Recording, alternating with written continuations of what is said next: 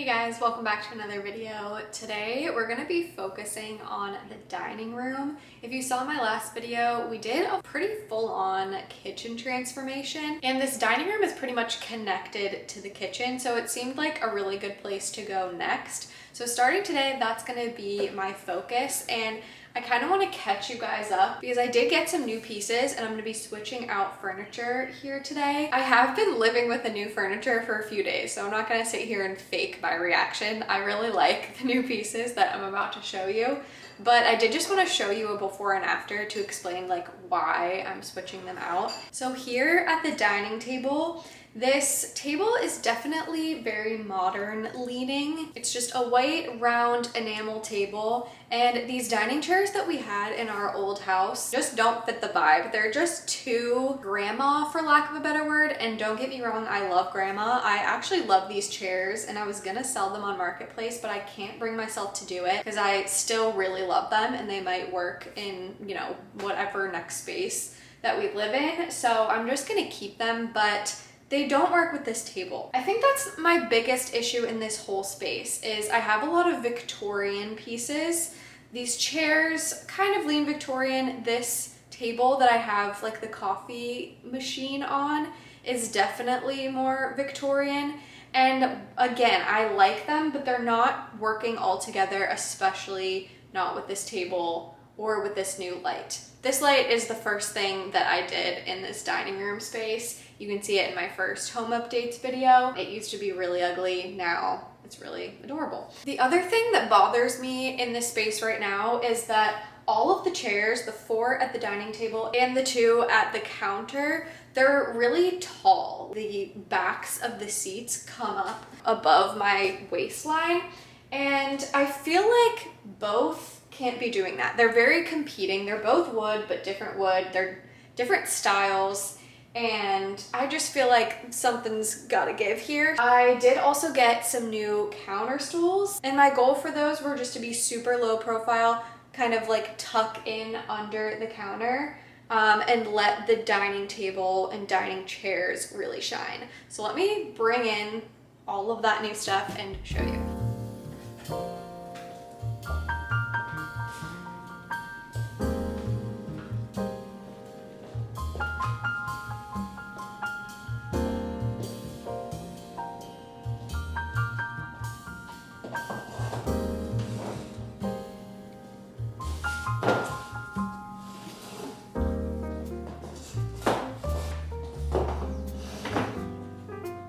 Okay, how pretty are these chairs? I'm so obsessed. I got these off of Etsy. I will put the shop link below. The seats are velvet and the frame is chrome, and they feel really high quality.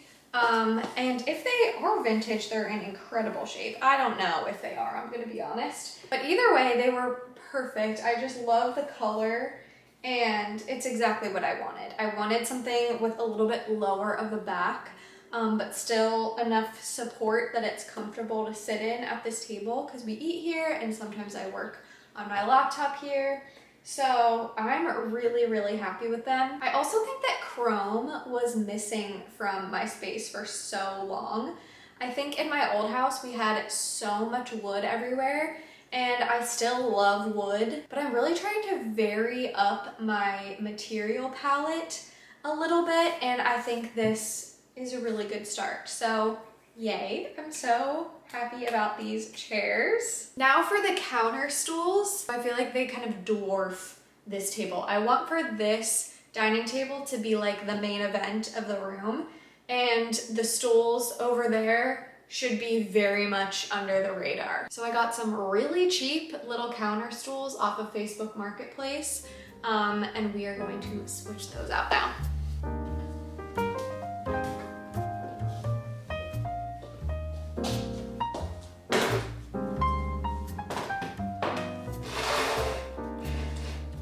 These just really nicely tuck under. I think they work perfectly. They match the fake wood floors really well. They're just super simple.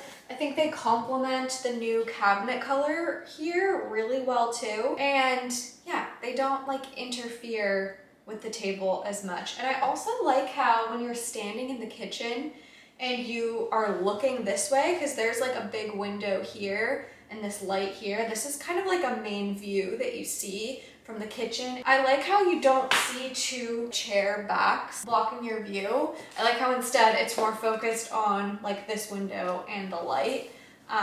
So yeah, I'm really happy with these new pieces. I picked up a new cute little tea cart on Facebook Marketplace from the sweetest old woman. She said her mom bought it in the 50s. Like I mentioned, this one is just not the right style for this space. It's just too kind of ornate, and it also has like some imperfections. I don't know, the shape's not right, the height's not right. I wanted something just a touch taller for here. So I'm gonna take this stuff off and we'll bring in the new one and see what it looks like.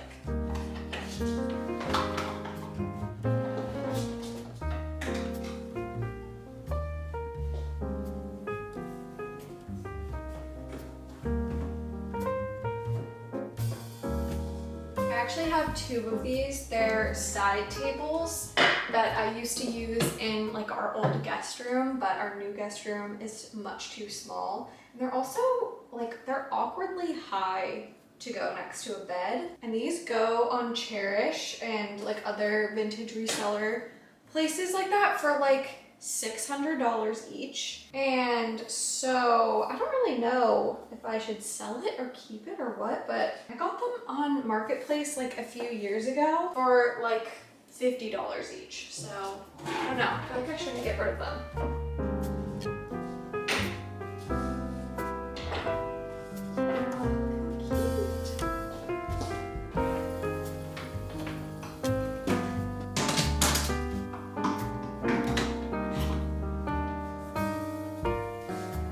When we had guests, I had like the coffee pods just in this cute little vase right here, but I'm not sure if that's a good permanent solution. So this is gonna be a bit of a work in progress. I think instead of this, I wanna put a vase of flowers here. I think something to balance out the height of this, because the cord is so short that I can't center this on the cart. I have to have it like all the way over here. So I think it will look better and not so off center if I have a vase of flowers here. So we'll get to that eventually. So it is weeks later. I have been putting off doing these curtains for so long because I'm intimidated. Also, I got a haircut, so that was probably a really crazy transition. But anyway, I am finally about to make these curtains today. And this is the fabric that I'm using for the curtains. It's just linen that I bought from that like fabricstore.com that I think I was telling you guys about earlier. But I just went back and measured the windows in here again to come up with a plan. So this is the type of curtain I'm going to be doing in here. And the reason I landed on that style is because I don't actually need a ton of privacy in here. The main purpose for these curtains really is just to make the windows not look so bare and to add a little bit of like a soft texture, you know, another just element to the space. I can see myself mostly leaving them open and not really like untying them all that often to close them. This is definitely the most complicated sewing project I've ever done, which is not saying a lot. I've done like maybe 2 sewing projects in my entire life.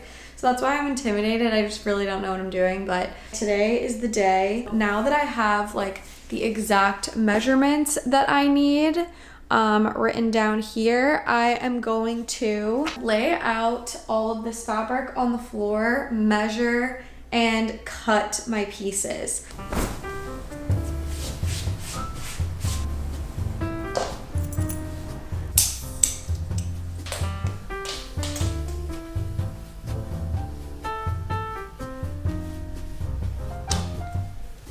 So now that I'm marked on both sides where 72 inches is, I'm going to kind of like pinch these together, fold it, and then cut along my fold, because I think that's my best bet of making this straight. Wish I had a bigger wingspan right about now.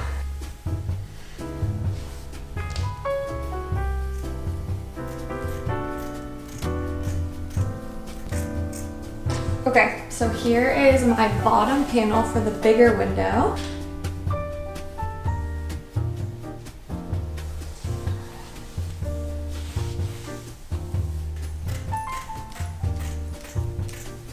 Here's the next one.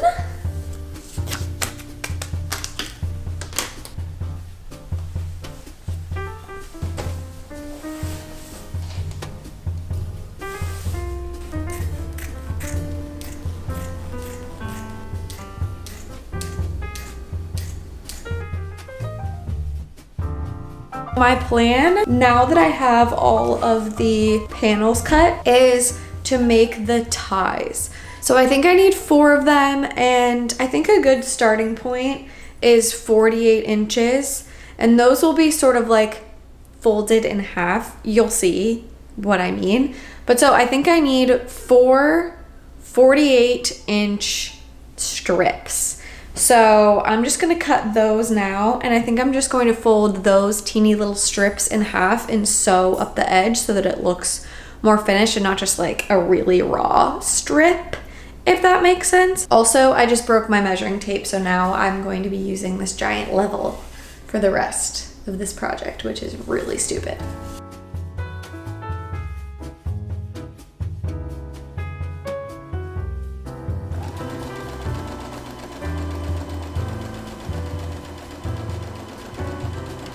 So I'm just trimming as close to the stitch as I can, and that will make it not fray like really at all. It'll just be like, it'll look a little bit raw and uneven, but that's completely fine with me. So I'm just going to trim these. Okay, here it is.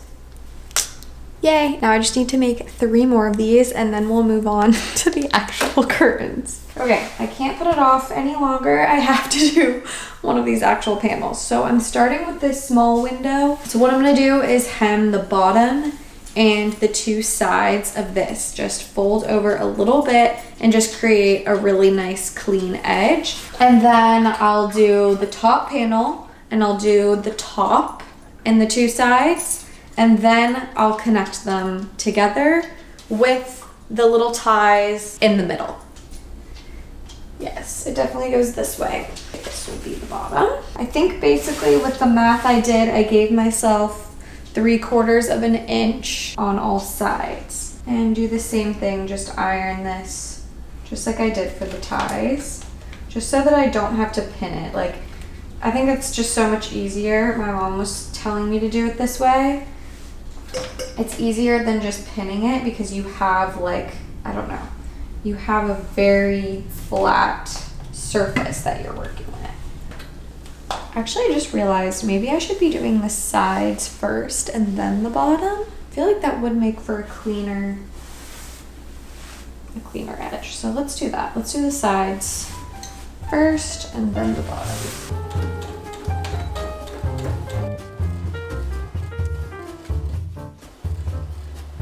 Okay, so now I have my 2 panels. They've all been like neatly hemmed on all sides except for these 2 sides because those are going to be connected. Actually, wait, just kidding. I did hem, this is going to be the top, but I don't know exactly how much I want to fold over for the rod yet. So anyway, this actually is a clean hem because I want to put this on the top and have this raw edge behind it. So then the only thing I need to figure out is attaching, like before I sew this line, is attaching these.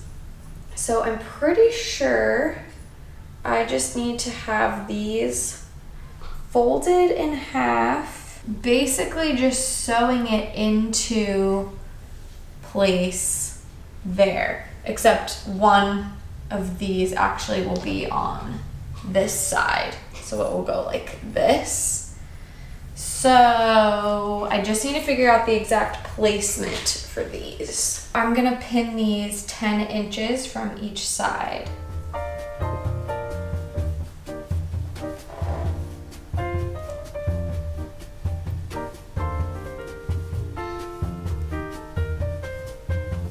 Probably should have done different pins, but we'll fix it. So then I'm just gonna put this on top of here, and we'll just sew one line down to attach like all of these pieces together. So hopefully you can see, I just pin these together. You can see that the strings are both in the back and the front. So now, I'm so nervous. I feel like this is really the moment of truth. I'm just going to try to sew straightest line I possibly can.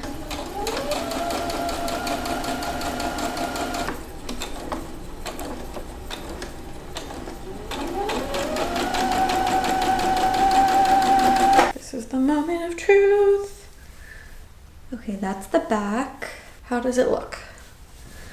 I can't see it. Oh, it looks good. Wow. I did it. Okay, now I just need to do the pocket rod. I mean the rod pocket. What am I saying? The pocket for the rod on the top. And then I just need to do this entire thing again, twice the size. So I'm just sewing the pocket now. And I'm giving myself ample room. The hardest part about this is just making sure that I don't sew anything else, like these ties or like this, I don't know, other fabric into here, because that's not what we want.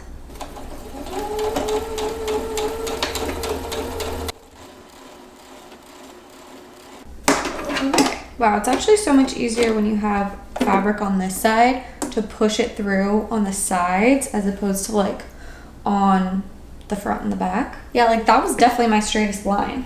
And we have one completed curtain. Yay. I'm so happy. I can't believe I have to do that all over again. I'm not gonna make you guys watch me do that exact process again. So I'll see you in a few hours when the other one's done.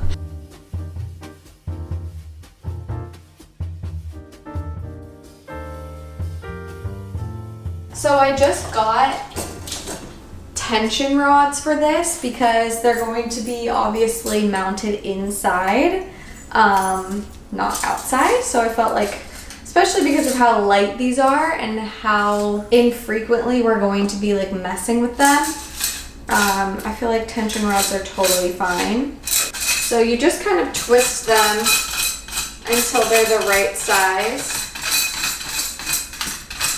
And then you'll twist them to tighten them even more. So let's get this guy on.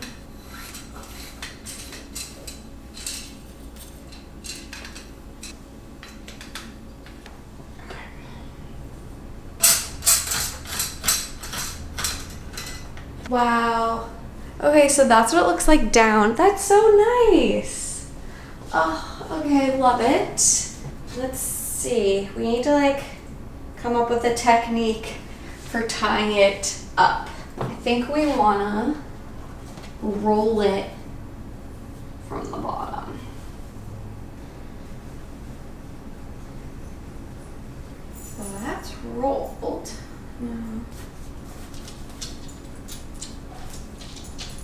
I actually think that's cute. It's not like perfect, but I feel like it's kind of the vision. It's so cute. Okay, let's try to put the big one up. I'm nervous for this.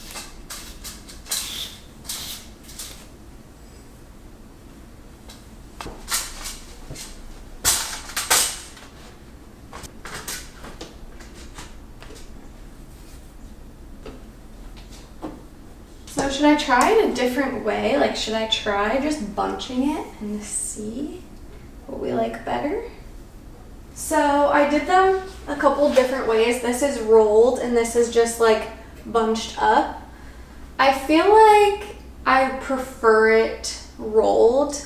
This just looks like, oddly, this looks more cottagey and this looks a little bit more feminine, like frilly, if that makes any sense. So yeah, I think I prefer this. So I'm gonna try to roll this one. I am really happy with how they look down. Like, for some reason I thought that it would look weird with these strings, but honestly it doesn't. It still looks really cute. I'm fearing that I should have done more then 2 of these for the big one. Or honestly, maybe I should have had the ties closer to the edges so that this didn't flop quite as much. I could fix that. Okay, I think for now it's good, but I am going to either add more ties to this large one or move these ones out so that these don't make these like weird triangles and it doesn't droop quite as much. I think it just needs more support, especially on the sides, to not make that weird shape. Like I really like the shape of this small one. So if I can maybe add 2 more even, I think that will make it a lot better. I went ahead and did that off camera so you'll see what it looks like in the reveal, but then I just wanted to add the finishing touches to the room. So I knew that here in between the windows, since it's a big empty wall, I wanted a couple of pieces. I didn't want one big one because I felt like it would look too high if I did one giant piece of art mounted above this chair rail molding. So instead I went with 2 kind of medium-sized pieces, and I think it looks really nice. These definitely tie together, but they're a little bit different. These are collage pieces that I made years ago and I still just really love them. So I was happy to find a spot in the new house for these. And they just kind of remind me to stay creative, which I really like. And then I really wanted to put this piece up that my sister got me. It's just this cute like illustration of toast and jam. And for some reason it wasn't giving the vibe I wanted in that spot. I really kind of felt like we needed black frames for this spot, and I didn't have a black frame that fit that specific piece. So I'm gonna put that somewhere else, but these are pieces that I used to have in my kitchen, and they're painted by an artist local to Denver, and I got them at like an artist market where I was able to meet the artist. So I really love and kind of cherish these paintings. I think they look so nice here. And again, they tie in the black of the coffee maker. So then I just ended up putting this in the kitchen. I felt like the kitchen needed a little bit more art, so that was the perfect spot for it. I think it's so cute there. Back to the dining room, we needed a couple finishing touches. Of course, a little fruit bowl. This is one I thrifted a while ago and I just love the shape of it. And then my friends just sent me these really pretty flowers. They're so springy and I think they're perfect for this spot on the cart to kind of balance out the height of the coffee machine.